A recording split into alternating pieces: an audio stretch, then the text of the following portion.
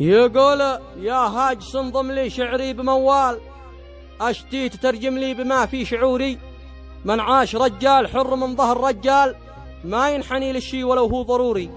لأن الرجال أقوال من صدق وأفعال، وأنا يدمر كل الأعداء حضوري.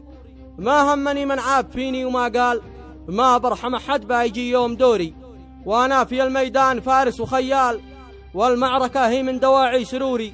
وبندق إلى حنة الحرب قتال، تصيد الأعداء الذئب والنسوري. وسلامة.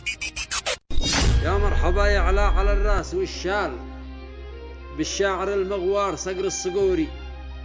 حروف زينة عالية فوق الإطلال، شاعر فيه التاريخ له 1000 دوري. ونعم 7 عام يا طيب الفال، يا رمز له في العرف قول وشوري. يعجبني الوافين ذي عاشوا أبطال، وأهل النقا والمعرفة والوقوري. ومن لهم في الجود يا أخوك مثقال، وأهل الكرم ذي ما تحب العذوري.